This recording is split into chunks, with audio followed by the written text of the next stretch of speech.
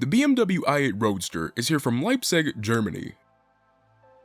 The BMW i8 Roadster came out for the 2018 model year, and it's based on the i8 Coupe, which was introduced way back in 2013. It's hard to believe that this platform is almost 6 years old, and yet it still looks so good. It's BMW's halo car, but being a halo car, you'd expect this car to be the most expensive model in the lineup, but it's not. It comes in at a base price of around $163,000, which is certainly not the most expensive car BMW offers. That honor goes to the 7 Series. But not everybody's a business mogul who wants to be driven around by a chauffeur on a Friday afternoon to the office. Some people would rather have fun and look cool on the way to the office, and the BMW i8 does more than accomplish that. $163,000 is for the base model, but BMW offers 3 trim levels for the i8. Most of which I couldn't tell you off the top of my head because BMW has some of the most confusing names for its trim levels, but it comes in Standard, Terra World, and Terra World Copper. The trim levels are purely cosmetic and have nothing to do with technology or performance. This i8 is obviously the Terra World Copper, which gets you this beautiful copper color which BMW names e-copper. BMW has done an amazing job designing this car, and even at over 5 years old, it looks way more alien than anything else on the road today. But how does it hold up in terms of reliability and performance? How does it fare against other big name brands? That's what I'm here to find out today.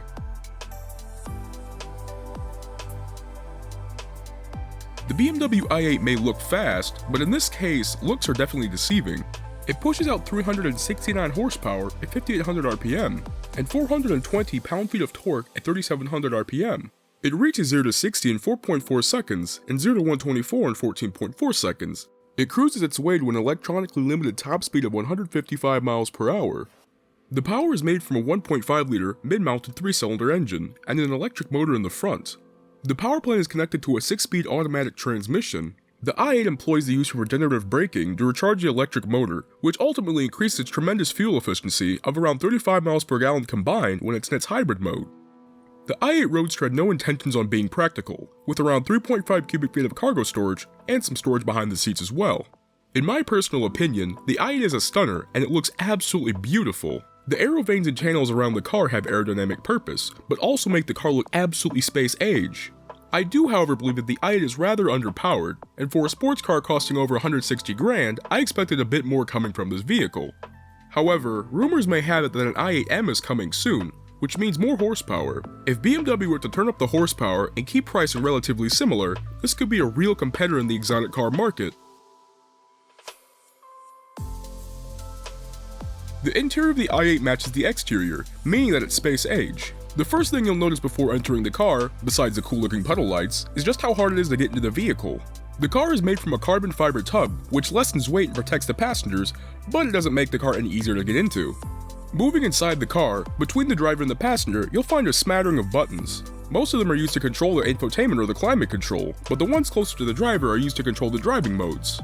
Comfort is the car's standard mode. Eco Pro optimizes the car for the most efficient driving, and allows the car to get its amazing range. Sport allows both the electric and gasoline engine to work together and unleash the car's full driving potential. And the eDrive button allows the car to be driven in fully electric mode. Just above that are the programmable preset buttons, which you can set to go to any screen in the car. They're useful for when you don't want to cycle through different menus, and you just want to find what you're looking for. A lot of BMWs carry this feature, and I think it's absolutely great. Look up a little bit further, and you'll find an odd-looking button which looks to be a car circled by a ring. This is BMW's intelligent safety systems, which BMW is a world-class leader of. One press and it's activated or deactivated. The infotainment system is just what you'd expect. You have your media, navigation, and car settings. There isn't anything particularly interesting in these menus. The i8 comes with a Harman Kardon surround sound system. This system comes with 11 lightweight speakers, and it sounds crisp and clean. I'll let you all have a listen and be the judge for yourselves.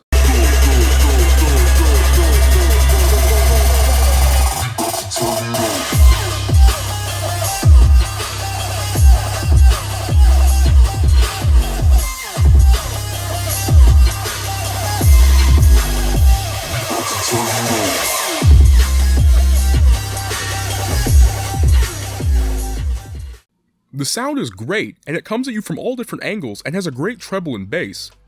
I especially like the way the interior of the i8 is styled. As I said before, it's absolutely space age. Very few cars come close to the i8 in terms of looks and technology, and this car definitely feels like a 6-figure car.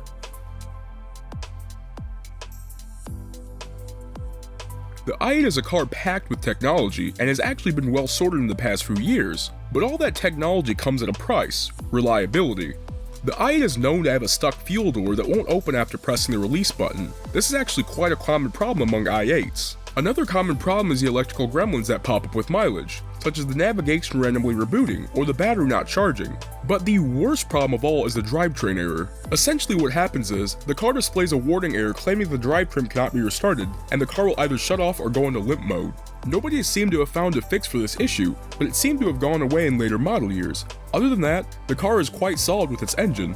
Owners claim that well looked after i8s can go well past 30,000 miles. But every vehicle may have its own individual issues, so take this list with a grain of salt. But always make sure to do a PPI before you buy a vehicle, and do your own research as well. Knowing what you get into before you buy a vehicle can always save you trouble and the hassle. Ever since the i8 came out, I was captivated by its overall design. I feel as if it had the same effect as when the R8 came out in 2008, when the whole world was shocked by the fact that a company not known for making supercars decided to produce one. As I said before, it's alien compared to anything else on the road, and when the butterfly doors open up, people know you have something special. But would I ever buy this car? No. But, not for 160 grand. I personally feel that this car is overpriced and underpowered. It's not exactly a grand tourer because it has absolutely no space for luggage, and I wouldn't exactly call it a sports car because of how much it lacks in performance. I did include an exhaust clip of the car, not because I may or may not have forgotten to film it, but besides, the noise coming from the back is fake anyways. BMW has resorted to using actual loudspeakers on the outside of the car to increase the engine noise, and the i8 also pumps in engine noise through the speakers as well. I find this to be a bit on the ridiculous side of things, and this also emphasizes my point for this car being overpriced at 160 grand and being so underpowered. But there is one thing that this car is, and that's a sign of the future. This car is leading us down the road of hybrid sports cars that actually look cool and don't look like they're being driven by somebody who wears skinny jeans and drinks Starbucks every day. It's a cool car and it has cutting edge technology. Nobody has anything on BMW in terms of technology. So no, of course I wouldn't pay 160 grand for this car, but prices are creeping to around 80k. At that price range, the competition better watch out because this is a serious bargain. So if you want to look cool and be eco-friendly, this car definitely has to be on your shopping list.